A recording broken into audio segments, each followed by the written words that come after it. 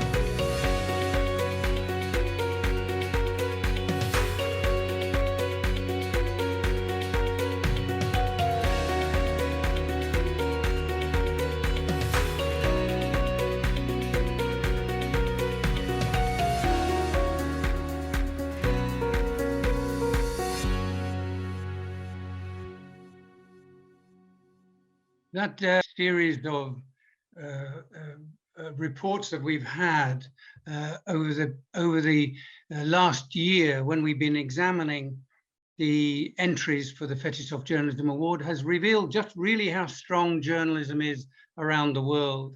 And I have to say that we are going to be able to draw upon some great experience on the panel that we've got for you today. We'll be hearing from during this session from Emilio Jiménez a journalist who was part of a team in Mexico who was involved in a really terrific piece of investigation into the very unhealthy relationship between the global corporation Coca-Cola and Mexican government officials. We'll also hear from Daniela Pinheiro, a really distinguished Brazilian journalist who I'm very pleased has been able to join us. And her experience will be extremely valuable in addressing the theme of this webinar. We'll also hear from James Ball, who's an author and multi-award winning journalist, and I'll speak a little bit more about him later. And I'm happy to say that he and I share positions with the Ethical Journalism Network, who are very much supporting these awards. We're going to be talking around the theme of up against the state. And that theme is really gets to the heart of the challenges that journalists face. We'll be speaking a lot about investigative journalism. We all know that journalism is, to one extent or another, investigative. It's all about asking questions and finding out what's going on. But investigative journalism is a very specific form of journalism in that it's looking for the story behind the story. It's looking for patterns of events, and it's looking to uncover evidence of corruption, malpractice in public life. And very much it means coming up against centers of power, centers of corporate power, centers of political power. And when journalists do that, then they face many obstacles. Some of those obstacles are bureaucratic. Some of those obstacles are more deadly. Every year, you know that we celebrate and pay tribute to those journalists who have suffered attacks for their journalism. And unfortunately, many journalists die carrying out important investigations in the public interest. So investigative journalism is absolutely the top-ranking form of journalism in terms of defense of democracy, human rights, and the public interest. So we felt that it would be appropriate to kick off this series of seminars by looking at examples of investigative journalism and how those journalists closely involved with them have actually been able to overcome the obstacles that I've talked about. How have they kept themselves safe? How have they looked after their sources of information? How have they gathered material for analysis and research?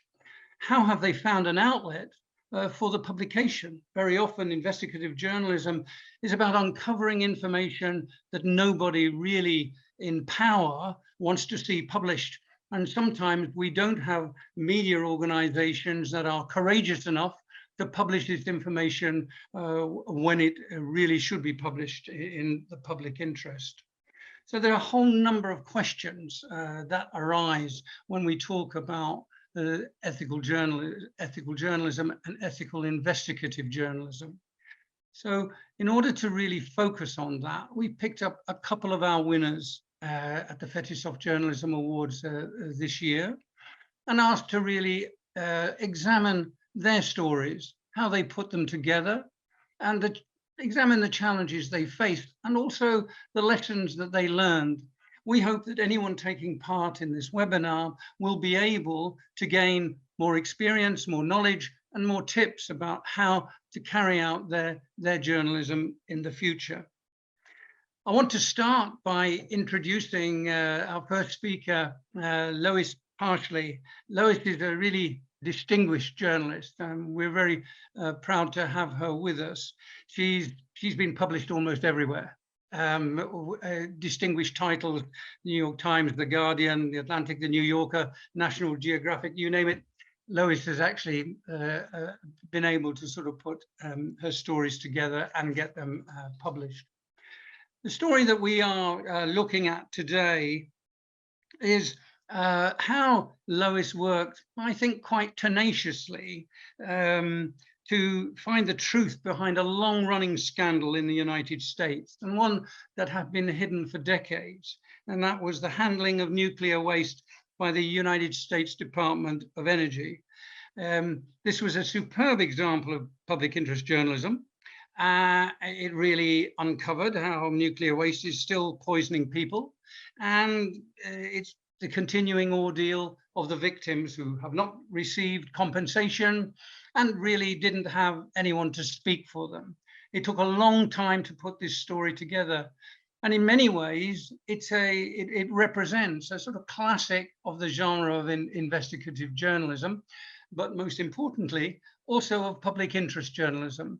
So we've asked Lois to perhaps take us through her experience, her story, and to share with us the experiences and the lessons that she learned when she put it all together, and also perhaps to talk a little bit about the impact and where she's going now in terms of follow-up stories.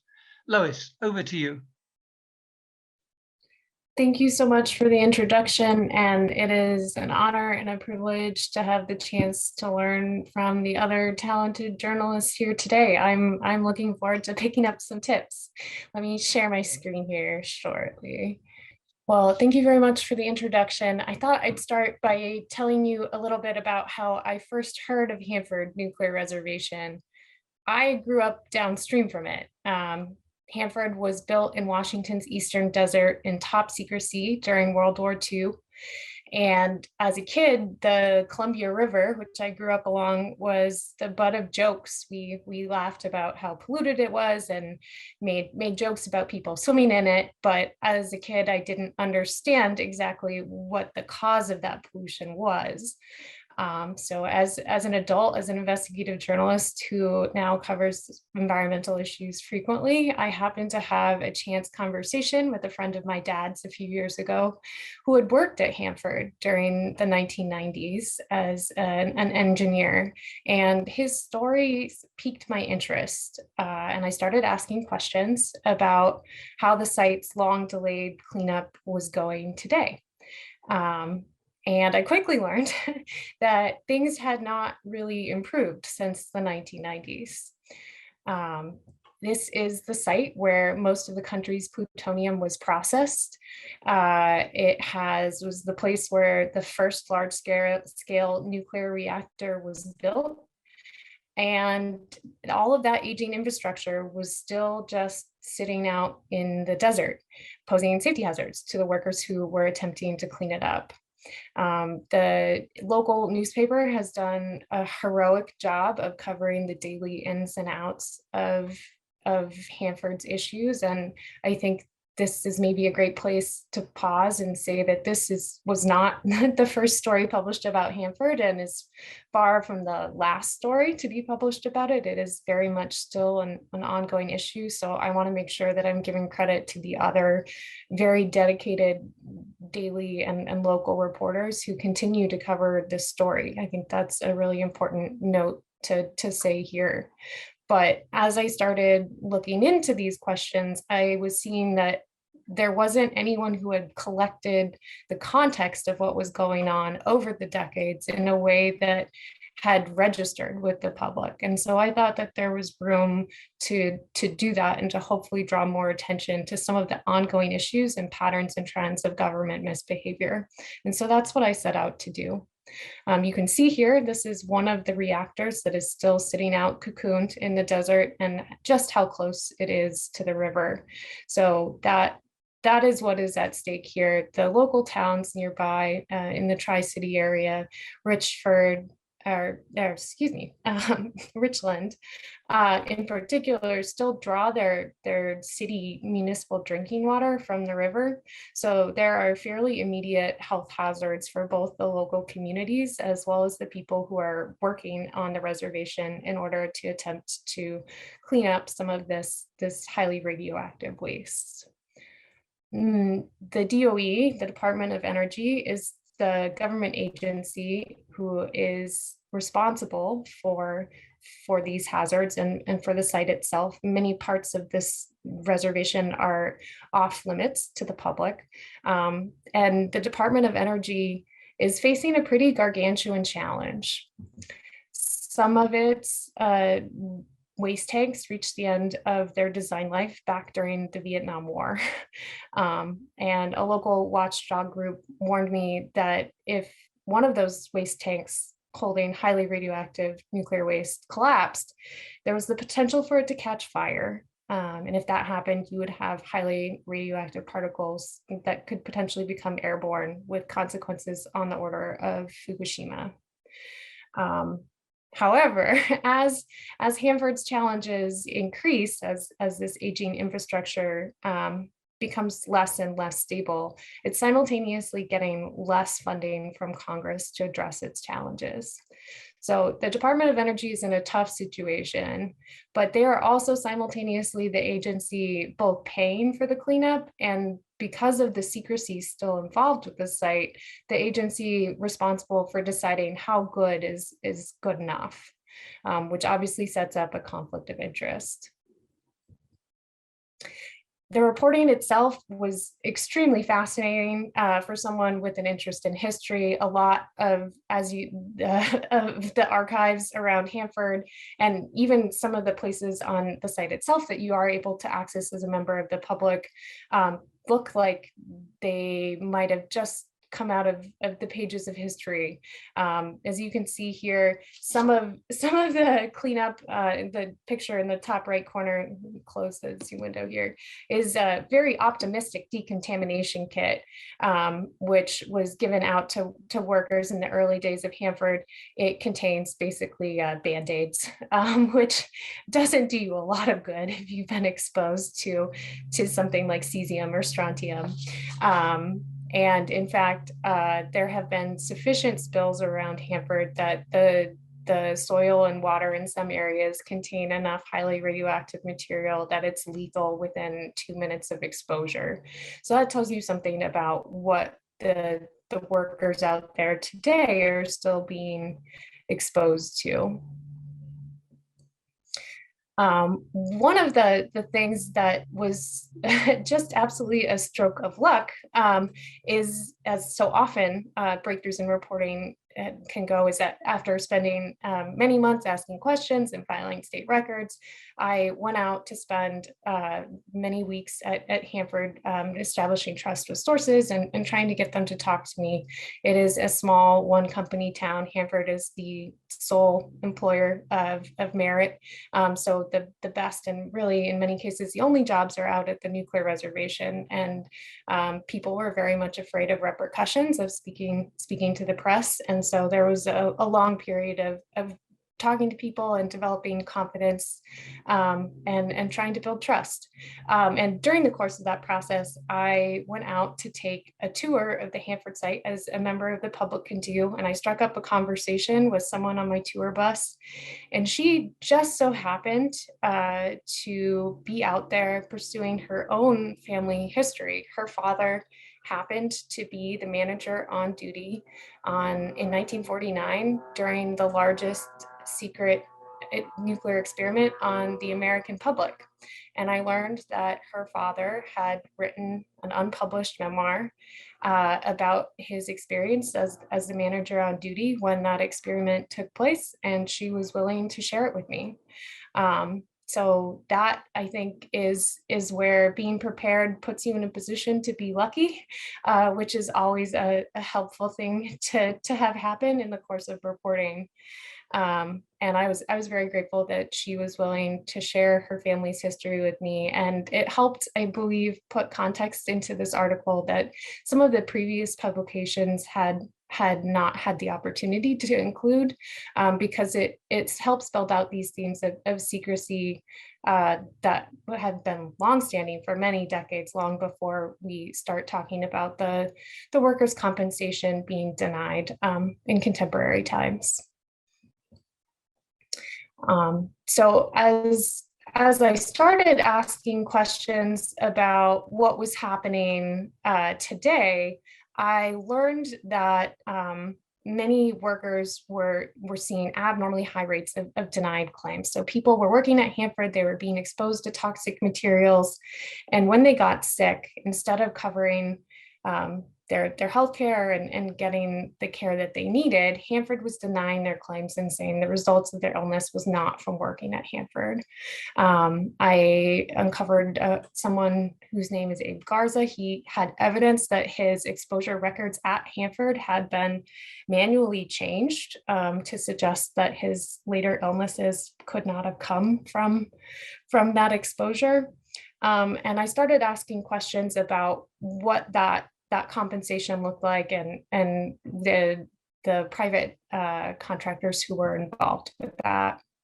This is a picture of Abe Garza and his wife Bertola and some of the many boxes of records that they have meticulously kept in their long fight to get Abe's illnesses compensated. They have spent many thousands of dollars and years of their life in this pursuit. And I was able to go through some of those records and talk to them and found that they were really just an example of a much wider problem that other workers were also facing. Abe has toxic encephalopathy, which is essentially where your brain swells after chemical exposure. It's a degenerative neurological disease that's often associated with dementia and can be deadly. And a state report I found from 2021 suggests that 57% of workers at Hanford, like Abe, have been exposed to toxic materials in their workplace. This is Washington's Attorney General, Bob Ferguson. He filed a lawsuit back in 2015 against the Department of Energy for exposing its workers like this. In fact, the last three of Washington's Attorney Generals, Republicans and Democrats, have sued the Department of Energy. And the judge agreed with Ferguson. He issued a scathing assessment criticizing the agency's total lack of transparency, quote unquote. Bob Ferguson told me he really felt the government didn't do right by these workers and that the results of his lawsuit didn't really change things out at Hanford. So here, once again, is an example of an issue that was publicized. The lawsuit was covered in local and regional press, but it didn't actually make the impact that it intended to. Workers continued to be exposed. Ferguson felt that because of Hanford's location being out in rural eastern Washington, its problems were being overlooked in a way that they wouldn't have if they were closer to the centers of power in the Beltway or on the East Coast. This is something I heard time and time again during my reporting. The man on the right is Nick Bumpayas. He's a union representative for the local pipe fitters union. And you can see him here in the union hall, where the names of other workers who have died were inscribed on plaques. For Bumpayas, working at Hanford isn't just a job. He says it's part of a larger national mission that he still feels connected to. But he's really frustrated about the conditions that workers have been put in. He told me that you should really come home the same way that you went to work. One day at work should not change the course of your life. But for many of his friends, it has. There's also a lot of complicated legacy here, both in terms of the United States' role in World War II, as well as the way that the local tribes were treated in the building of the reservation itself. The United States government broke an 1855 treaty with several tribes who should still have the right to hunt and then visit sacred sites on the reservation that they have not been able to do. At this point, many parts of the Hanford Reservation are not safe for people to go to. So I also spent a lot of time trying to build trust with people who have every reason not to want to talk to a journalist and who perhaps feel that they haven't been fairly represented in the past. So that was a big part of this reporting too. I wanted to make sure that I wasn't just talking to workers at Hanford, but also acknowledging the long history and the complicated legacies that are wrapped up in it. 15,000 years ago, as the Ice Age waned, a massive lake broke through an ice dam and flooded most of what is now the Northwest. This catastrophe was passed down in the oral history of the Nez Perce, And it's also the half-life of plutonium-239. So 15,000 years from now, some of the materials at Hanford will just be starting to cease being toxic. And I think that helps put the scale of what we're talking about here in perspective. Financial compensation honestly isn't adequate for the loss of tribal access to traditional homelands. As Jennifer Richter, an anthropologist at the Arizona State University, told me, and the empty West, where so much of the United States nuclear legacy is never as empty as people would like it to be. She told me what people were looking for wasn't empty land, it was people who were dispossessed of power. And that, I think, is a long shadow that cast over much of this reporting. The story itself, as a freelancer, required a lot of persistence to get to this point of publication. It was killed from one national magazine when an editor was fired. It was killed a second time when another national magazine unexpectedly folded. And it was killed for a third time as a global pandemic hit. So at each turn, I had to go back to my sources who I had spent a lot of time trying to develop trust and promising that I was listening and would share their stories. And I had to tell them, as they'd so often heard from officials in their lives, that they would have to wait.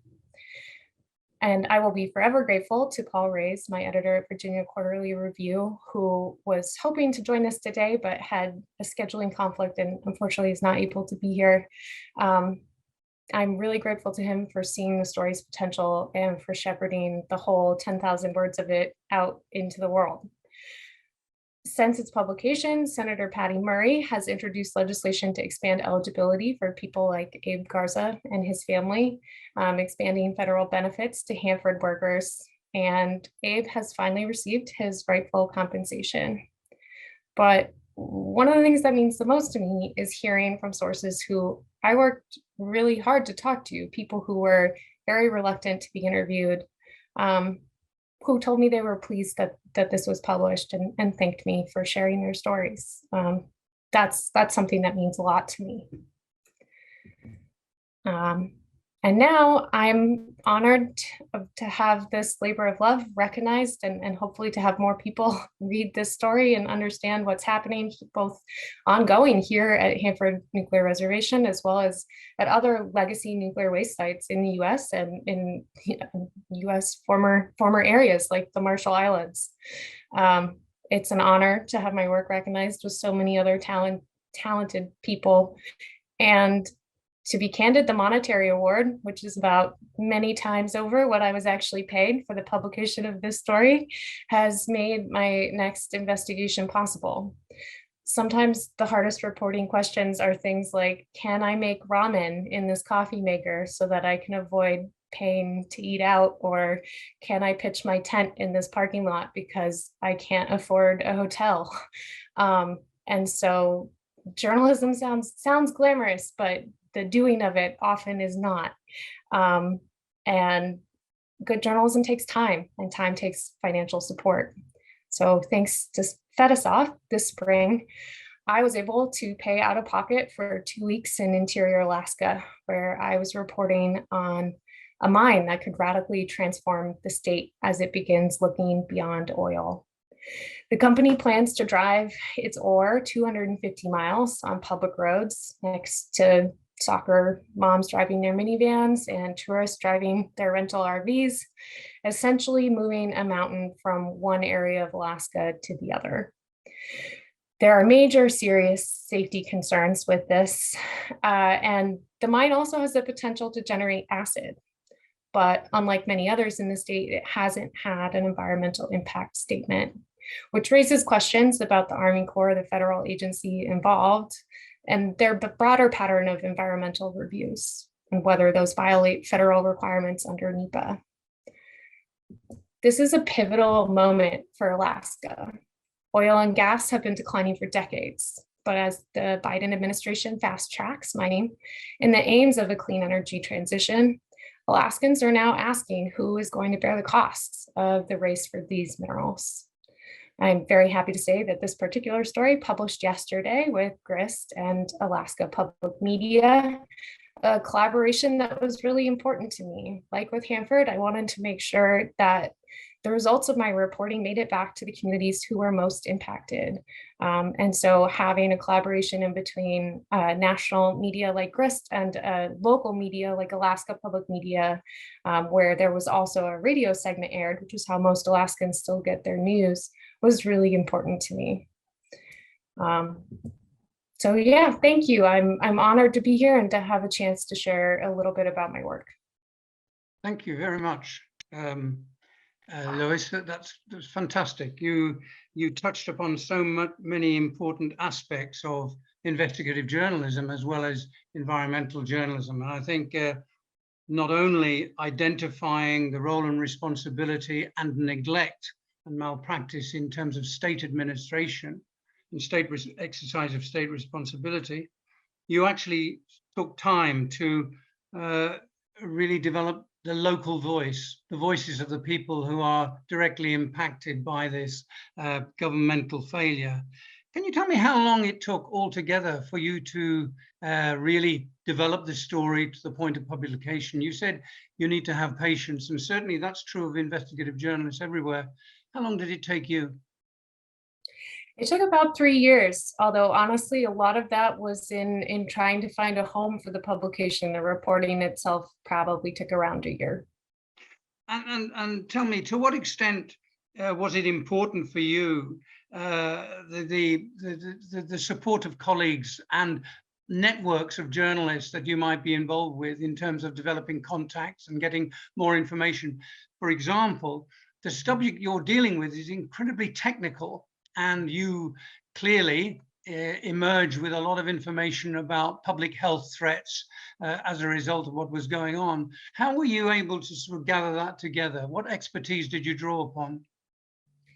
I am incredibly indebted to Candace Choi at the Associated Press. I was feeling daunted by the results of my Freedom of Information Act request to the Department of Energy on the federal level, and she kindly was talking about her experience with records requests to me, and she suggested that I reach out to the state for the exact same files, which I was able to do because the state in many ways was involved with these particular requests. I was looking for health hazards, which the state emergency response team would have also had access to.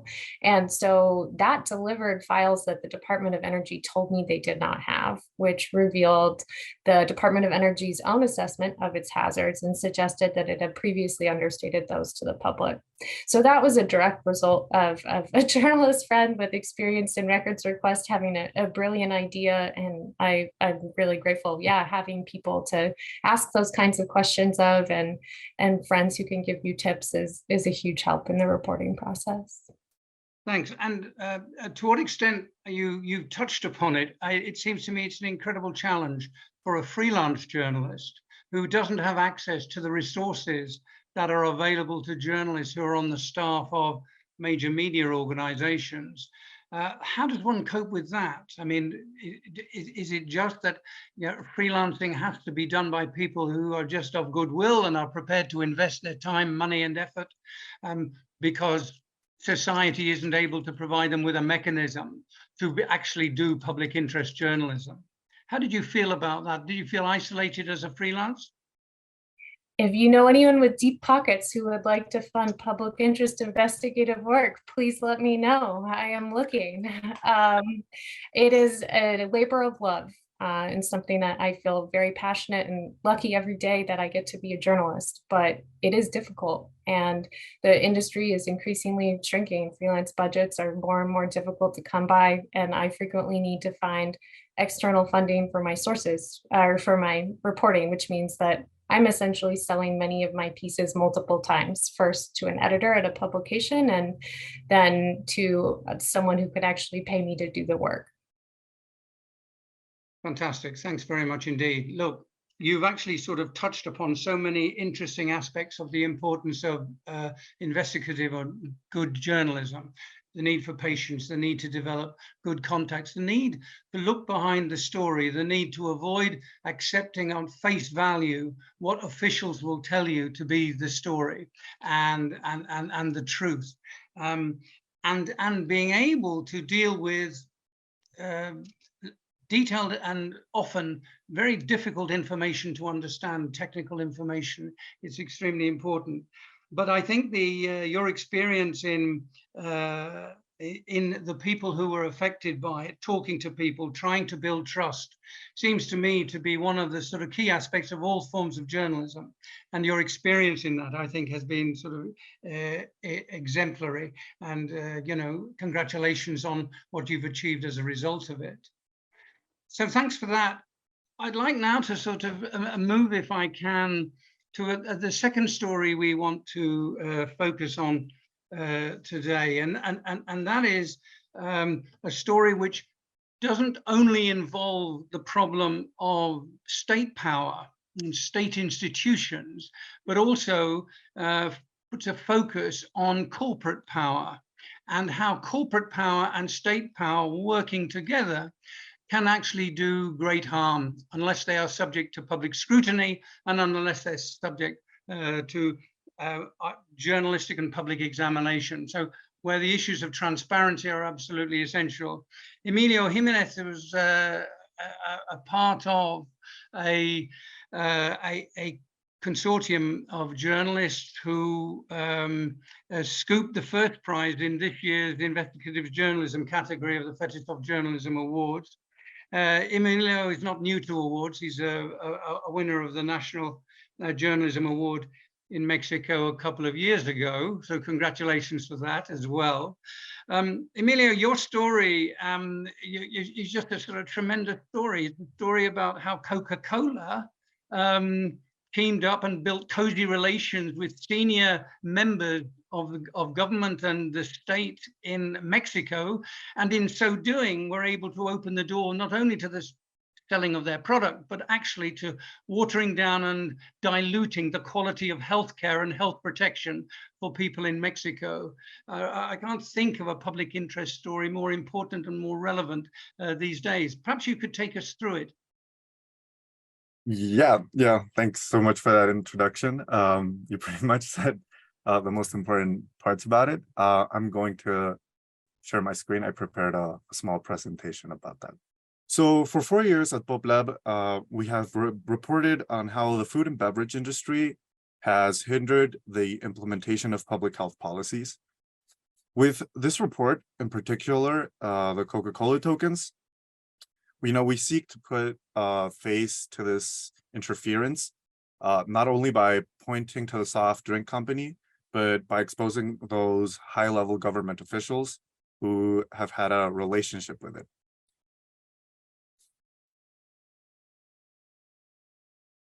Investigating Coca-Cola in Mexico is a bit complicated. It's a complicated relationship we have here, since there are no regulations that force them to be transparent, except if they are listed on the Mexican Stock Exchange, in which case they should only make public their financial statements, corporate governance structure, risk rating, agency reports, activity reports, project strategies, and significant events, and other relevant aspects for investors. And it is these reports that give us clues as to what Coca-Cola and their bottlers are concerned about. They are quite transparent about what can affect their profit. Among them, they talk about the bans on single-use plastic or the labels on food and drinks that warn about the excess sugar, fat, calories, salt, etc. It's something that is that was implemented quite recently, the new labeling system we have here in Mexico that is quite explicit about the potential health risks that certain food items can give.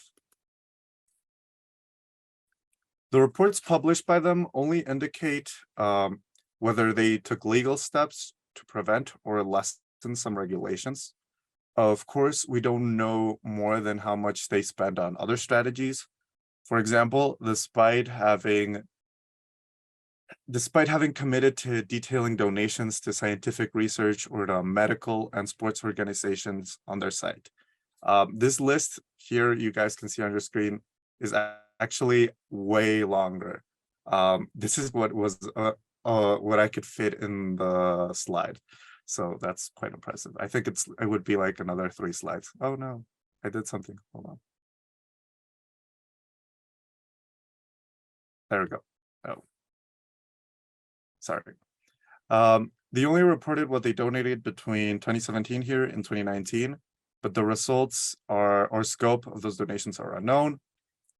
None of them disclose the offices of lobbyists and lawyers, much less what they invest in them.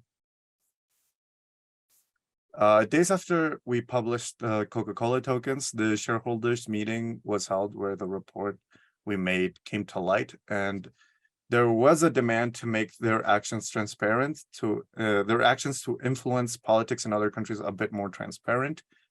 So any doubts that citizens have about the impact of Coca-Cola in the country depends on whether the company wants to answer, as happened to us when we asked for an interview.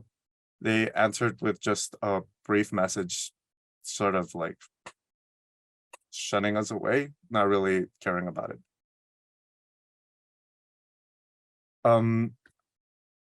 We worked on this piece in the midst of the pandemic, so all of our interviews were done remotely, but with extra care in our digital communications, especially with sensitive sources. It must be remembered that the first cases of espionage with the Pegasus software in Mexico occurred against journalists like Carmen Aristegui, but also against the promoters of the tax on sugar drinks. Amongst them was scientist Simón Barquera, and today president-elect of the World Obesity Federation and the prominent activist director of El Poder del Consumidor, Alejandro Calvillo. We tried to obtain information from Coca-Cola, like I mentioned previously, with former public officials in charge of regulating food, beverages, and medical supplies, and were constantly denied information. We soon discovered that the person who decided whether or not the request of information were to proceed was an official involved in the emails between the soft drink company and COFEPRIS, which is a regulatory body and here in Mexico. And it was an orchestrated action to block frontal warning labeling on food. During the investigation, we discovered that several Mexican citizens, including a former Coca-Cola executive, a musician, a businessman, among others, have at different times denounced the soft drink company for various issues such as labor, copyright, or industrial property. Some of these people refused to talk to us for fear of the company and because they had experienced threatening situations. Some of them even left Mexico for fear of the company and its complicity with some authorities, which makes them feel vulnerable even living abroad. These cases were left out of the story because they had nothing to do with public health policies, but they gave us warning signs that the soft drink industry also has tentacles that reach the judiciary system in Mexico. And without a doubt, that is an issue that we will have to address in the future. Finally, we must say that we believe that the politicians mentioned in the report are not the only ones, but they are those of whom who found absolute evidence of their we found absolute evidence of their closeness with the company, but we are sure that there are many more. One of the frequent discussions within the team was to be very, very, very, very, I can't stress this enough, very careful, not to refer to more than proven and concrete facts, since we knew that any loose detail could give rise to a lawsuit. So several lawyers reviewed the text to ensure that this could not happen. The review process carried out twice. Twice. I think it was done twice. When we looked for several former officials mentioned because of their closeness to Coca-Cola, to ask them for their version of events. Since the public relations officer of a company linked to them called us in a threatening tone to prevent them from being mentioned in the text, alleging that we deceived her by asking for the interview. However, we keep a copy of each email, message, call, etc., to show that at all times we are transparent. After the publication, 2 former officials tried to deny everything published. Still thanks to the fact that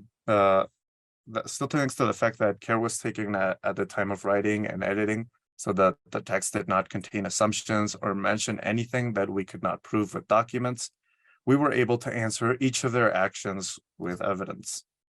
Coca-Cola does not usually respond directly to criticism. Its response is to flood advertisements on social media with message of its positive actions, such as, planting trees, picking up garbage in beaches, or the donations they make, or, general other forms of appearing in sports. So this way they hide the adverse information, and in this case, this was not the exception. After winning first place in the Outstanding Investigative Journalism category of the Fetisov Awards, the community of food health researchers, activists, nutritionists, and others celebrated the triumph of PopLab's team. This upset a former Mexican government official and current employee of FEMSA, the largest Coca-Cola bottler in the world, who began insulting investigators and journalists. The harassment in network stopped when we published inconsistencies of the character and talked about the double face of the company that always exalts happiness, friendship, and good times, far from the bully attitude of its employee. This, of course, has not discouraged us from continuing to point out the abuses of power, not only by governments, but by powerful companies that affect the health, environment, and human rights of people. And that would be all. Thank you very much for your time. Emilio, thank you very much indeed. I mean, I think that's a tremendous story. And again, you and your team have demonstrated, some of the absolute cardinal principles of good journalism, not only to make sure that accuracy is always and truthfulness is always the top priority, that you can always justify your claims and your statements.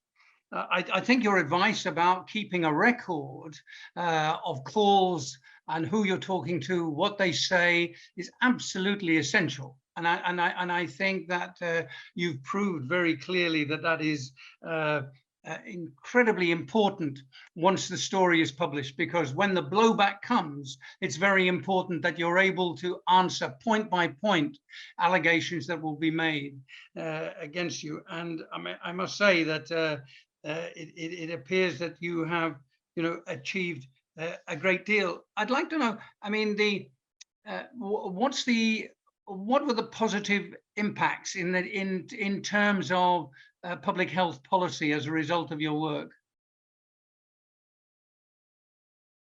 I mean, do you mean directly like institutional? Yeah, I mean, were there changes in terms of the rules and the governance and the scrutiny of access to, for example, the distribution of fizzy drinks to young children and so on, labeling and so on? I think the first the main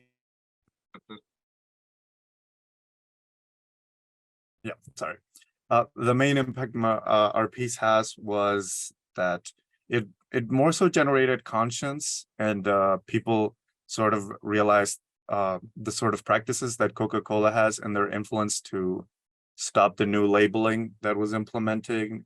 So I think it was more so that was the impact that it had. It created conscience amongst the general public of how they how they try to influence public health policies. I think it would, the main impact was that one. And you talked a little bit about the fact that it was the award was something of an inspirational moment, not just for you, but for other journalists and supporters of the sort of work that you're doing.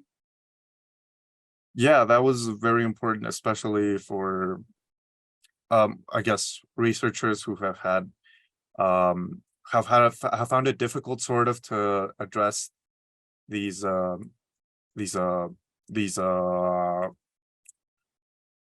issues, you know, because there's a lot of also interference in the academic area when it comes to health. So I think for them it was the most important part. How did you deal with how did you push back against the threatening messages that you were receiving or your people were receiving? How were you able to push back against that? PR people and others making legal threats and perhaps even more sinister threats. How did you deal with that? I mean, we weren't really worried because we had the receipts, and we had a very, I guess, strong social media campaign as well, I think, when it came to making it known to a lot of people, that making it accessible, you know, via TikTok, Instagram, that this is how they operated. So a lot of people also got our message in an easier way, I think. And finally, I mean, were you able to draw upon any political support as a result of your work? I don't think. Well, I mean, so did you didn't find that you got a response from the political class in support of what you'd been doing? By major politicians, no, mainly just academia. So academics supported, but the major politicians and political parties, they kept out of it. Do you think there was a reason for that? Do you think that the power of an organization like Coca-Cola is such that it will have a chilling effect in giving people the confidence to speak out? I mean, yeah, we've talked about it, and we talked about in the piece how there's sort of a revolving door between Coca-Cola and our government institutions. So, you know. Okay. Anyway, look, I have to say that it's absolutely tremendous. The work that you've done, congratulations again. It's a sort of tremendous and excellent piece of journalism, and carried out in an environment where there is, you know, an awful lot of power set up against you, and the obstacles that create make public interest journalism extremely difficult. So well done for that. I'm going to ask. Thank you very much.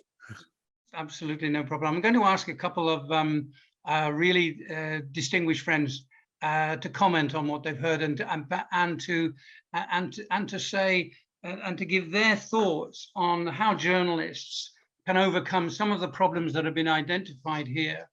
It seems to me that both these stories that we've heard about were dealing in quite different circumstances, different political cultures, which were very interesting. But also, I mean, I think the similarities are very important in terms of looking at the people who are affected by the malpractice or the negligence that is being exposed in this form of journalism. I'd like to, first of all, turn to Daniela Pinheiro. I have to say it's great to see you, Daniela, with us. You're a member of our expert council at the Fetisov Journalism Awards, and so it's great to have you. Daniela, for those who don't know and should know, she's a really distinguished Brazilian journalist and something of a pioneer in journalism in Brazil, actually, because she was the first woman editor-in-chief of a news and analysis media in Brazil. That was Época magazine. And you're now in Portugal, Daniela. Be really interested to hear your thoughts on what you've heard, and perhaps some sort of tips and ideas that you have for people who are watching about, you know, how to support this form of journalism. Cool. Thank you, Aidan, for the introduction too, and thank you, for being here. I would like my participation to be about lesson learned, as you said, about how to react and draw solution, come up with solutions to such difficult times for journals all over the world, and but also a message of optimism, because we are not victims. We are going through difficult times, but we are reacting. And I think these examples here are, show this. We are in the Fetisov work we analyzed too. Yes, I resigned in 2019 after pressures from Bolsonaro government and the lack of support from the organization that I used to work for. And I was sued by Bolsonaro because I commissioned a reporter to write a story about his daughter-in-law. And of course, he didn't like it, but also the organization I was working for didn't like it too, because back then they were trying to get along with Bolsonaro. So I left the country in 2019. I got a fellowship at the Reuters Institute in Oxford, and then I decided to move to Portugal, and I'm based here since then. I was sued by Bolsonaro, and I lost, which is crazy because the story was like a harmful story, actually. But during the Bolsonaro years, the authoritarian playbook was being used successfully. And we hear a lot about this authoritarian playbook, right? And I think it's time for us journalists to have our own playbook as well, and organize and spread this playbook worldwide. And I disagree with those who say that the press is passively watching the growth of the extreme right and etc. It may have happened in the beginning 10 years ago when Trump, showed up, but I think I have never seen so much things being done in journalism today to survive the several attacks we suffered from above. But we are coming up with solutions and ideas to continue doing our job, which is crucial. We have learned many lessons, and so the authoritarian government too. I would like to talk a little bit about Latin America and Central America. And Emilio is here to help me with details if he wants, because this is places where being a journalist has always been a risky profession. And in what is happening now, it's almost unbelievable. It's beyond our imagination, because governments are becoming more sophisticated in using aspects of the law to undermine the media, like tax issues, foreign funding, even protections for women are used against journalists, a kind of weaponization of the law to target journalism. It happened to José Rubén Zamora, founder of El Periódico in Guatemala, one of the most respected media outlets in the region, who has been jailed for more than 360 days on false money laundering charges, because the Guatemala government couldn't sue Zamora for doing his reliable job. They came up with this idea of money laundering.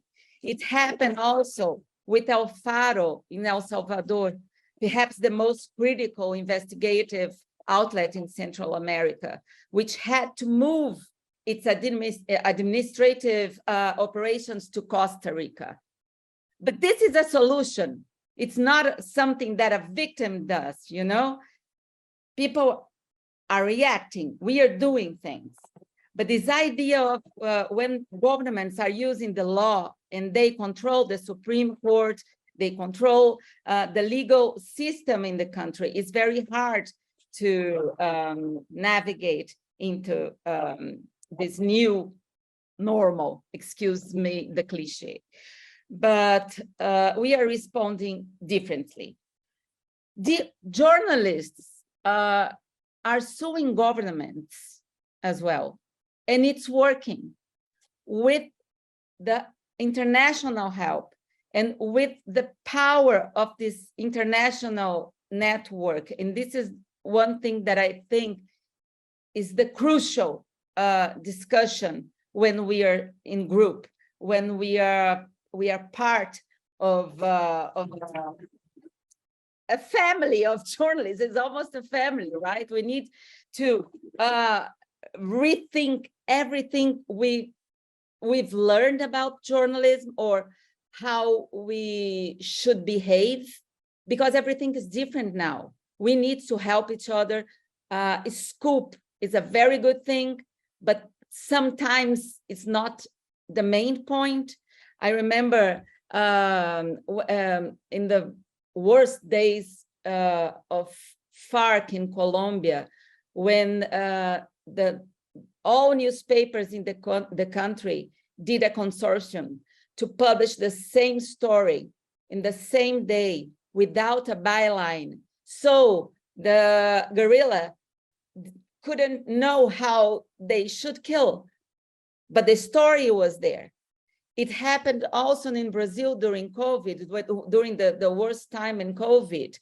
All newspapers in Brazil, they got together and they did a consortium because the official information was not reliable. So this idea of collaboration, this idea of doing things together with the help of an international network, I think is a really, really important path to follow. As Emilio just mentioned, the Pegasus thing, it's something in these governments. Pegasus is a tool only sold to governments by the Israeli government, and Mexico government, Colombian, Hungarian, Polish governments, they are using Pegasus to spy journalists, and which happens to Alfaro as well. Carlos Dada, who is the founder, he was monitored more than a year. His private emails, his private WhatsApps, everything. So imagine the level of exposure we are into right now. But this idea of journalists suing governments and succeeding doing this, it's something new. It happened in Brazil with Patricia Campos Melo, a multi-award winning investigative journalist who was accused by Bolsonaro to offer sex in exchange for information because she did the most powerful scoops against him during the campaign in 2019. And she won. And Bolsonaro had to pay her like $7,000, and she donated anyways, the amount of money is nothing, but it's something, it's the beginning of something, right? So Anaruda Basin, the executive editor of Kashmir Times, I was with her in the United States last week, and she was explaining us how Modi is undermining Indian media there. But she sued the government because the government was doing intentional internet shutdown, and she won. So this idea of doing things in spite of the pressure from out from above, it's interesting. And I think there's all these are important solutions. One, besides the international support, the international network speaking out about what's happening in our countries, because of course, when someone like Maria Ressa in Philippines, she's a Nobel Prize, something happening in Philippines, the eyes are already in Philippines because she's a Nobel Prize. But imagine all over the world, in small cities, in the countryside, in the middle of the Amazon, for example, we had a journalist and an activist murdered last year doing their jobs. When where the state is absent, when there is this lack of state, the Marlboro land happens, right? So it's in journalism, it's almost impossible to be done.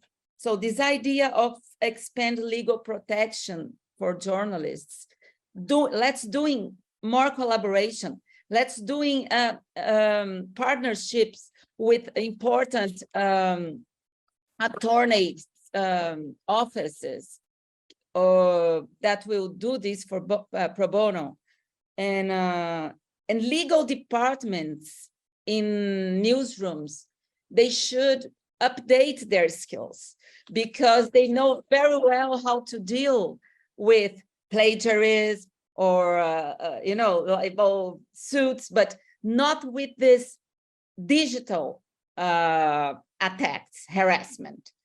So they need to improve their skills. And I think it's something that we should advocate for that, really, because even in big outlets like in Brazil or in Mexico, I suppose, they don't have the skills to deal with that. So, and confront the abusers. So who is attacking you. I remember in the beginning, like 8 years ago, my female colleagues, because it's a very easy way to undermine the women, it's saying bad words about us, like in a personal way, right? Oh, you're a whore, you are a prostitute, right?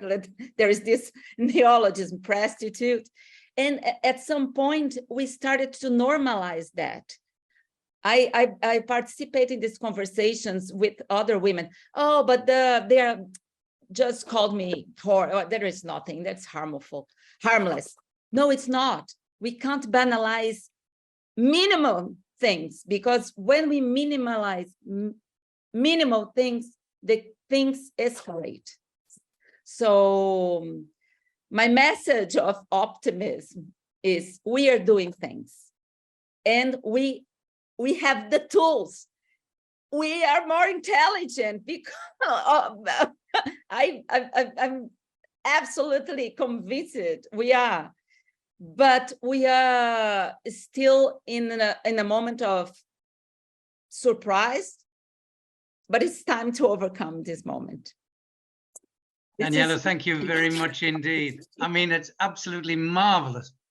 I mean, I think you've really touched on so many important issues and introduced a note of optimism and passion into the discussion because of the importance of the work that journalists are doing and the need to ensure that they are protected. I think one of the most important things you've really said has been the need for journalists to support one another and the need for them to work together in networks where they can learn from each other, get experience and get tips and support as they're developing their work. I mean, groups like the Global Investigative Journalism Network and other groups of investigative journalists, environmental journalist groups, all sorts of groups of journalists exist across borders, and I think encouraging colleagues to work in these groups is extremely important. Thank you very much indeed. And I think you've done really well in introducing the platform for James.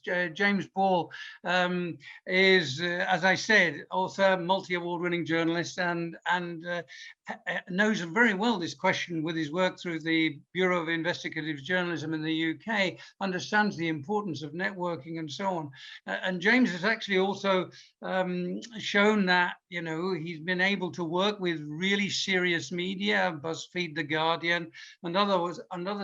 And investigative journalism has been really meat and drink to him for many years. And he played a key role with the Guardian team and others around the exposing of the global secret surveillance by the US National Security Agency.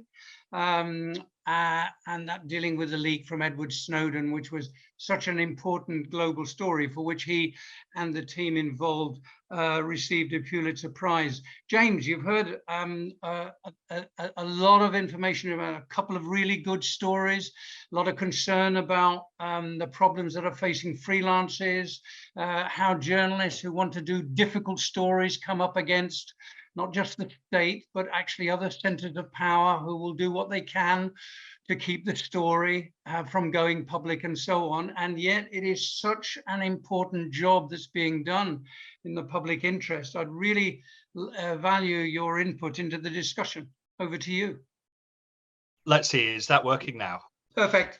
Fantastic. Always a glitch. I was just saying it's absolutely fascinating discussion so far and some tremendous stories in there.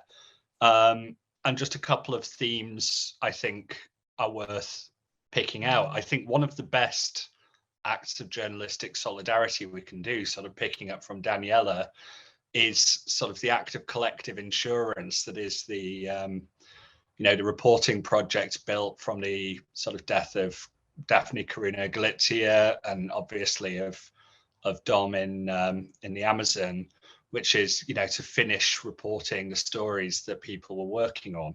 And I don't think that's just a matter of getting the stories out.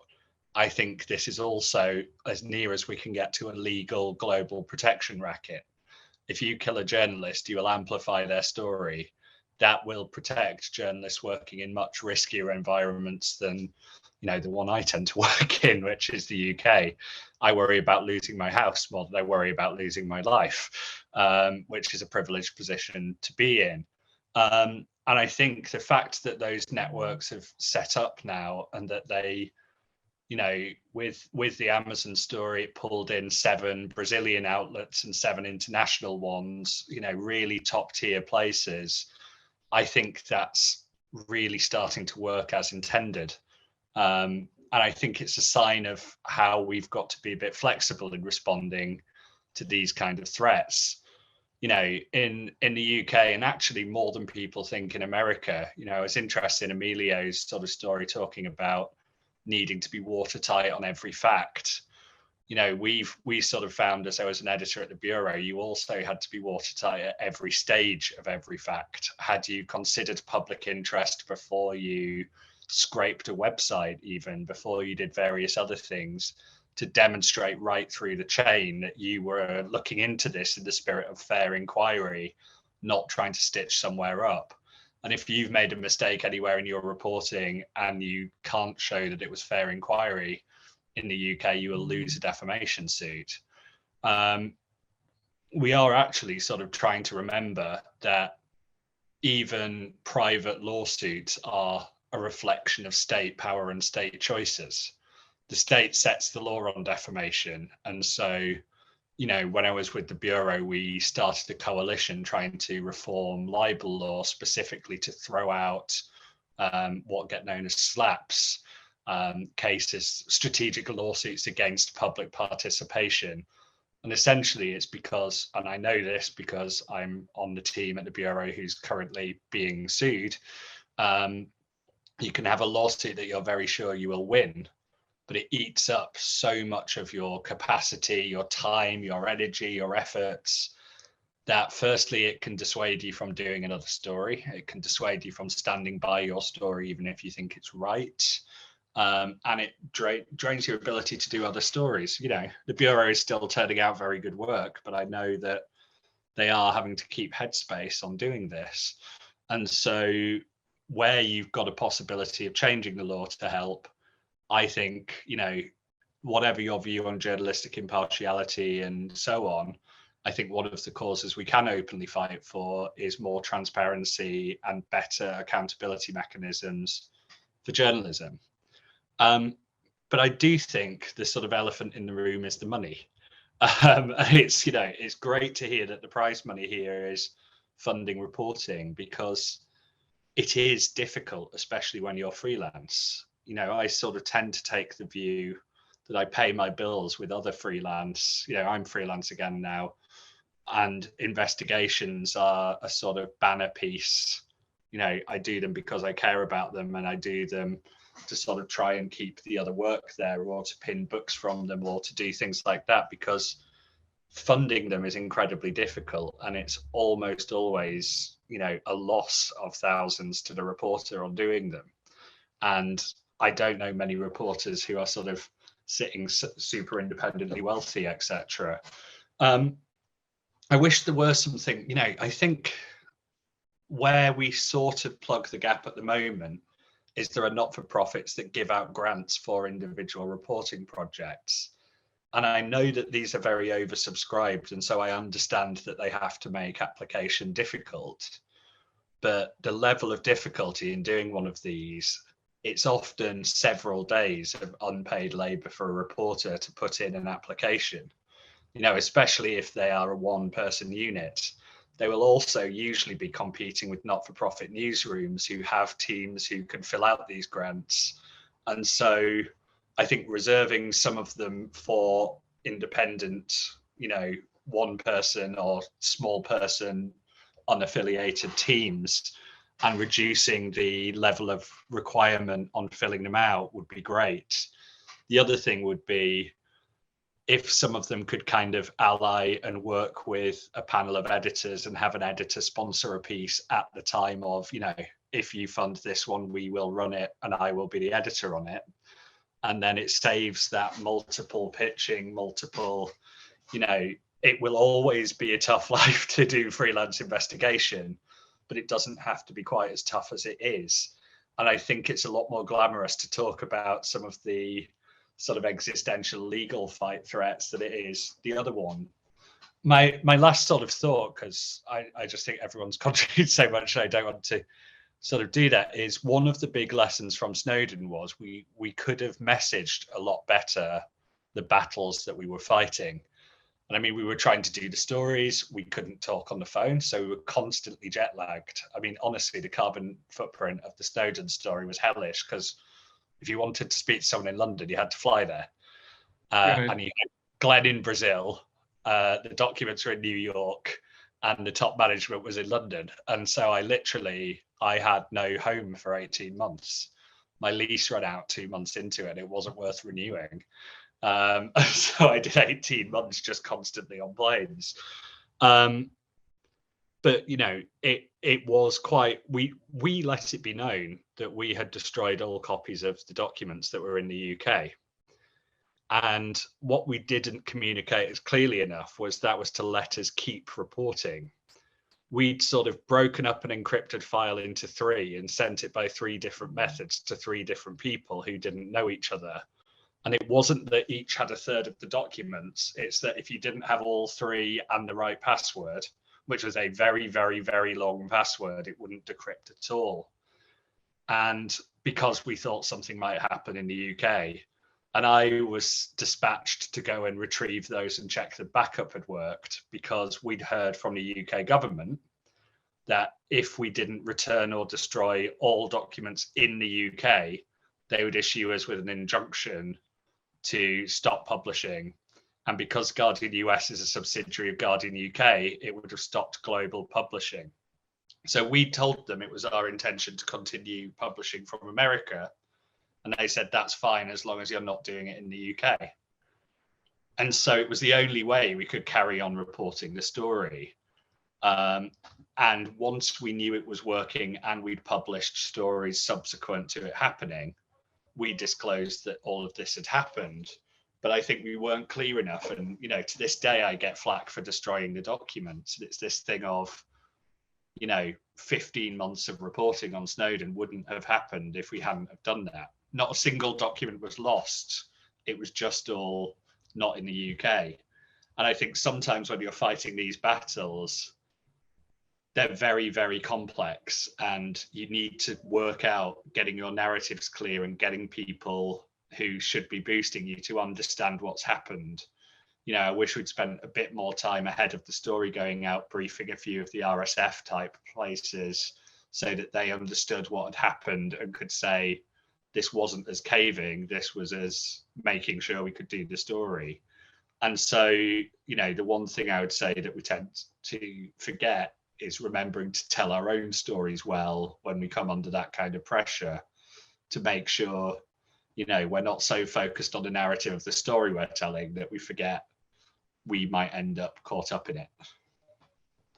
James, thank you very much indeed. I mean, I think what you said is really valuable in terms of understanding the situation that journalists face and doing complex stories and so on. And I think the way you've highlighted, I think the major problem of financing public interest journalism today is really, really very important. And we do need to have serious conversations with donor organizations who are doing a lot actually to support investigative journalism. A lot of the work that you will know about and people have been involved in has succeeded thanks to the investment of non-governmental organizations and foundations who have been ready to invest. In the background, they've done it. But there needs to be a much more systematic approach to this need of recognizing that where journalists are, and as you rightly say, individuals and small groups of people who are isolated from the support from big media organizations, they themselves, they need support as well. So we have to find out ways of doing it. All of the ideas that you've sort of put out, we will be recording, and we're going to do a report after this meeting. And so nothing is going to be lost. This conversation has been incredibly valuable in terms of sort of raising issues, in terms of stories that are being sort of put together, but also I think highlighting some of the issues that need to be taken up to make this work for the future. Our fresh seminars later on in the year, we're going to hold one in October and one in December. We'll look at some of the other aspects of the stories, and we'll look at environmental stories, migration stories, and so on. So we'll be returning to some of these points.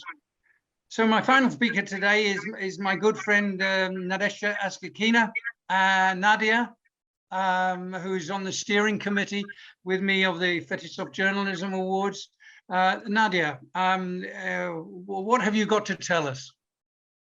You know, first of all, I should tell you that I'm deeply impressed with today's webinar, and congratulations, Aidan, to all of us with this fantastic discussion. You know that during many years I have been working with safety of journalists and protection of journalists. We were talking about solidarity, we are talking about challenges we face. And today, of course, journalists all over the globe face unprecedented pressure, like violence, like lack of trust, like misuse of journalism and information. Post-truth world put us to a real hell of this mess of information garbage and manipulation and so on. And it seems sometimes that solidarity is very weak, that we could not combat enough with pressure of owners which want to use journalists as tools. Combat pressure and restrictions and real violence from authorities all over the globe and in different parts of the world. But when we see the best publications of Fetisov Journalist Awards, when we listen to our speakers today, it is clear that our colleagues are real heroes. I am deeply impressed with everybody, with Lois, Emilio, Daniela, James, and of course, the world should listen to journalists' voices. Of course, people should know those investigations and should know that real investigations, they really make a difference, that they help people despite all pressures, despite all destructive things we face here and there. And I think that Fetisov Journalism Awards is really important here. The basic idea of the award was to highlight and to support journalism as a public good. And it was very close to my understanding of mission of journalism and all activities of our colleagues here and there. And we see that solidarity could be supported by different ways. By cooperation, joint efforts, investigations, cross-border projects, teams, and we see that frames of our profession is changing. International teams involve experts, involve human rights activists, new methods of information work and so on. But the basis is journalism, and journalism which helps people to find their own decision. Journalism is a public good. And I'm happy that our colleagues can perform their activities. I'm happy that awards could help us to see fantastic results of journalist works. Journalists do not give up. Journalists do their best to make the world more perfect, maybe, more fair, more transparent. And we do hope that new publications, that new works we hope to receive soon, they will help us even better. And Aidan, thank you for this fantastic webinar. I hope our discussions will help people to understand better our options and to give us even more optimism. And I do believe in journalism. I do believe that we really could make a difference. Thank you so, so much. Thanks very much indeed, Nadia.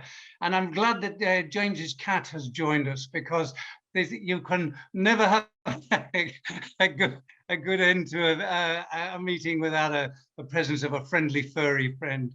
Look, I agree with you, Nadia. Thank you very much indeed. You've been very kind, and I'm really pleased that when we hear that the award, the money that's been awarded through the Fetisov Journalism Awards is actually being used to pay for more journalism. I think one of the things that's very important for us is to